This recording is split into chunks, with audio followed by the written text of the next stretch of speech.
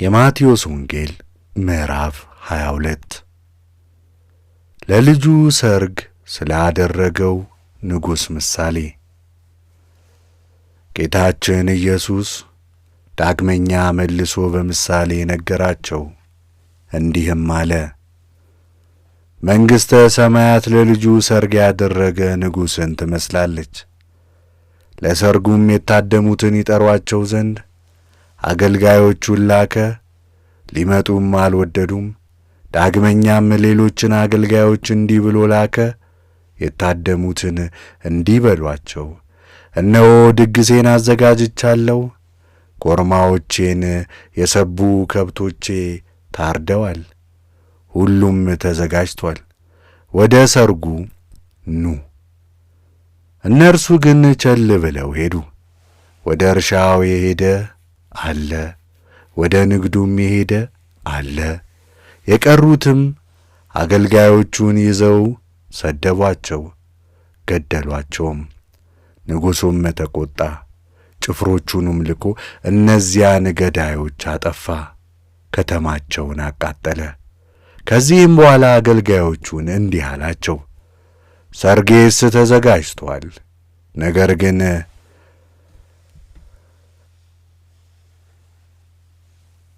ላደምናቸው አልተገባቸውም። እንግዲህ ወደ ሜዳዎችና ወደ አደባባይ ሂዱና ያገኛችሁትን ሁሉ ወደ ሰርጉ ጥሩ። እነዚያ አገልጋዮችም ወደ መንገዶች ወጥተው ያገኙትን ሁሉ ክፉዎችንም በጎችንም ሰበሰቡ፣ የሰርጉንም ቤት በተጋባዦች ሞሉ። ንጉሡም ተጋባዦቹን ሊያይ በገባ ጊዜ በዚያ የሰርግ ልብስ ያልለበሰ አንድን ሰው አገኘ። ወዳጄ ሆይ የሰርግ ልብስ ሳትለብስ እንዴት ወደዚህ ገባህ? አለው። ያም ሰው ምላሽ ሳጣ ጠፋበት። ከዚህም በኋላ ንጉሡ አገልጋዮቹን እጁንና እግሩን አስረው በውጪ ወዳለ ጨለማ ይጥሉት ዘንድ አዘዘ። በዚያም ልቅሶና ጥርስ ማፋጨት ይሆናል። የተጠሩ ብዙዎች፣ የተመረጡ ግን ጥቂቶች ናቸውና።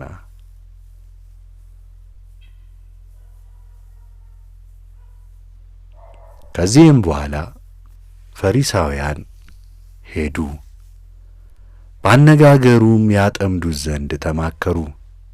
ደቀ መዛሙርቶቻቸውንም ከሄሮድስ ቤተሰቦች ጋር ወደ እርሱ ላኩ። እነርሱም እንዲህ አሉት፣ መምህር ሆይ አንተ እውነተኛ እንደሆንክ የእግዚአብሔርንም መንገድ በእውነት እንደምታስተምር እናውቃለን።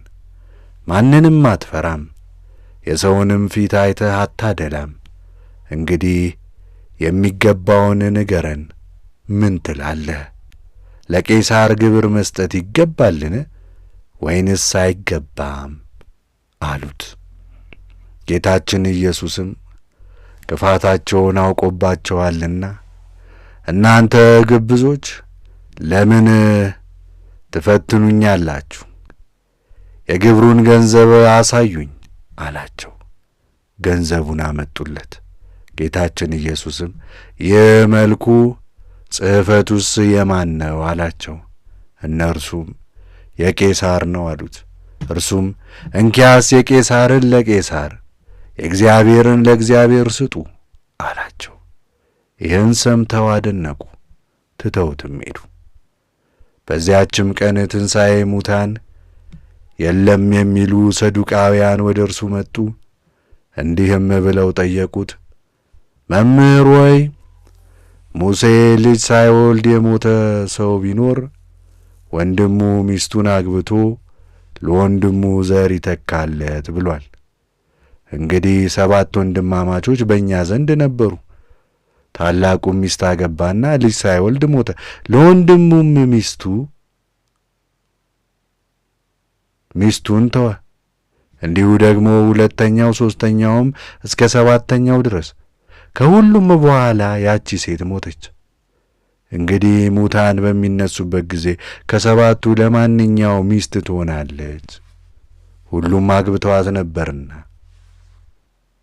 ጌታችን ኢየሱስም መልሶ እንዲህ አላቸው፣ መጻሕፍትንና የእግዚአብሔርን ኃይል ባለማወቅ ትስታላችሁ።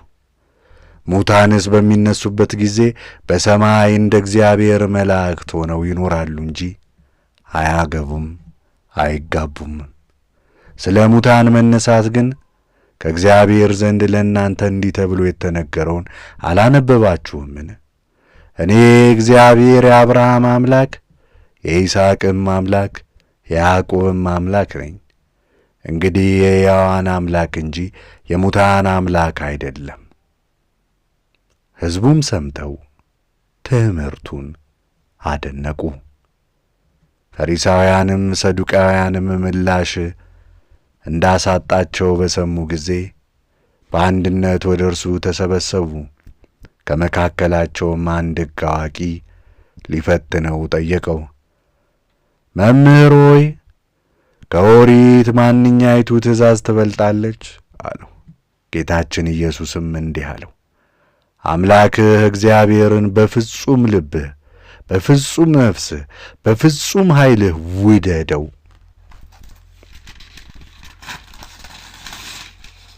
ታላቂቱና የመጀመሪያይቱ ትእዛዝ ይህች ናት።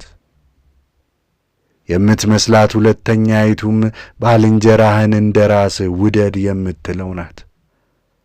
ኦሪትና ነቢያት ሁሉ በእነዚህ በሁለቱ ትእዛዝ ጸንተዋል።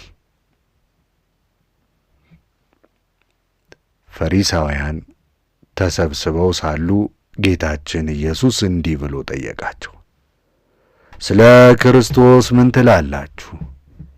የማን ልጅ ነው? እነርሱም የዳዊት ልጅ ነው አሉት። ጌታችን ኢየሱስም እንዲህ አላቸው፣ እንግዲያስ እርሱ ራሱ ዳዊት በመንፈስ ቅዱስ እንዴት እንዲህ አለ፣ ጌታ ጌታዬን ጠላቶችህን ከእግርህ በታች እስከ አደረግካቸው ድረስ በቀኜ ተቀመጥ አለው። እርሱ ራሱ ዳዊት ጌታዬ ያለው እንግዲህ እንዴት ልጁ ይሆነዋል? አንድም ቃል እንኳ ሊመልሱለት የቻለ የለም። ከዚያች ቀን ጀምሮ ማንም ሊጠይቀው አልደፈረም።